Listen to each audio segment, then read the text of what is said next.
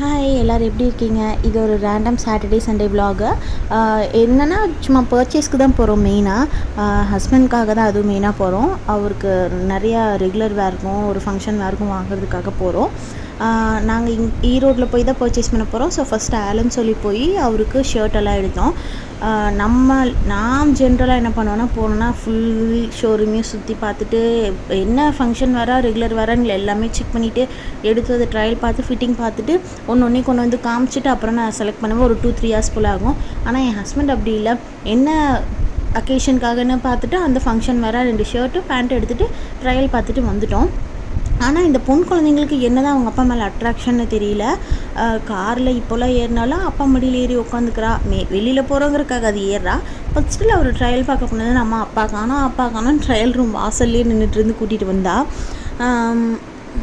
முன்னெல்லாம் ஷாப்பிங் போனால் பர்டிகுலராக எனக்காக போகிறோம், இல்லை என் பாப்பாக்காக ட்ரெஸ் எடுக்கிறோம், இல்லை அவருக்காக ட்ரெஸ் எடுக்கிறோன்னு போனாலுமே கூட நான் அதில் எனக்கும் 2-3 ட்ரெஸ் எடுக்காமல் வரமாட்டேன். அப்படி இருந்தேன்.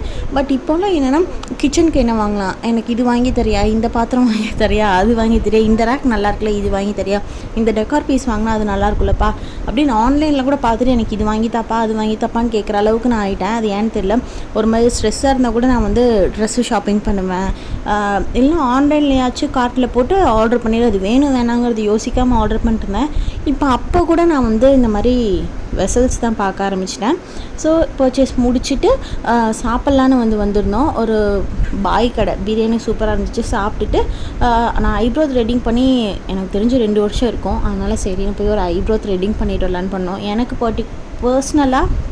பர்டிகுலராக மேக்கப் இல்லைன்னா க்ரூமிங்னா மெயின் ஐப்ரோஸ் தான் நான் பண்ணிப்பேன். ஸோ ஐப்ரோஸ் த்ரெட்டிங் பண்ணிவிட்டு வீட்டுக்கு வந்துவிட்டோம். அன்றைக்கிட்டே அதோட முடிஞ்சிச்சு.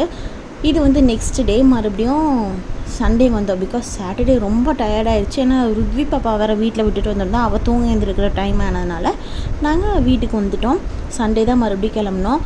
அன்றைக்கி போயிட்டு மேக்ஸில் கொஞ்சம் ரெகுலர் வேர்க்கு ட்ரெஸ் எல்லாம் இவருக்கு வாங்கிட்டு அதுக்கப்புறம் கேரட்லேயும் போனோம்.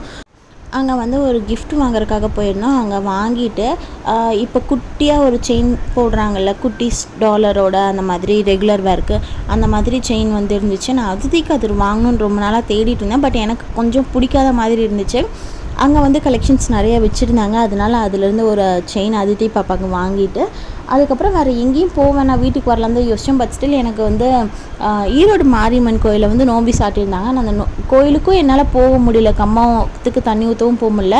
ஆனால் அதித்தியை கூட்டிகிட்டு போய் அந்த தேர் கடையெல்லாம் காட்டணும், கோயில் கடைக்கெல்லாம் கூட்டிகிட்டு போகணுன்னு ஒரு ஆசையாக இருந்ததுனால சரின்னு அடுத்து அங்கே போனோம்.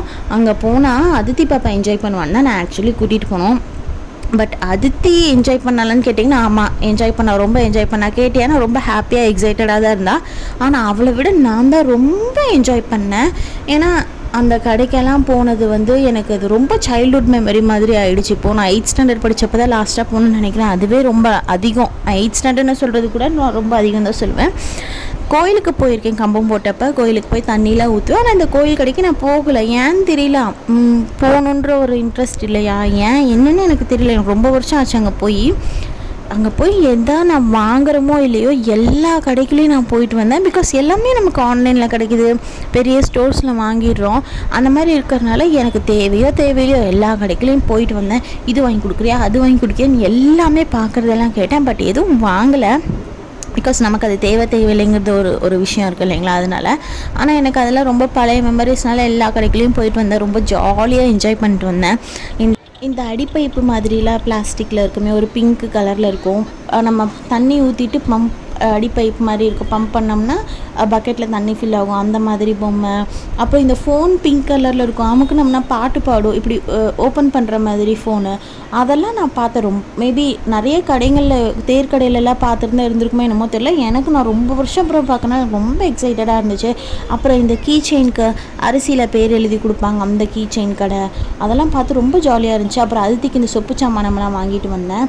ஏன்னா அவளுக்கு பிளாஸ்டிக்கில் வாங்கி கொடுத்ததையும் போட்டுட்டு கிச்சனில் போய் இன்னும் அந்த பால் பூசி சம்படம்லாம் எடுத்துகிட்டு வந்து விளையாண்டுட்டுருக்கா. அதனால அதுக்கப்புறம் இந்த டெல்லி அப்பளம் வாங்கி சாப்பிட்டது இல்லாமல் நான் அந்த பொரிக்காமல் இருக்கிறதையும் வாங்கிட்டு வந்தேன் வீட்டுக்கு.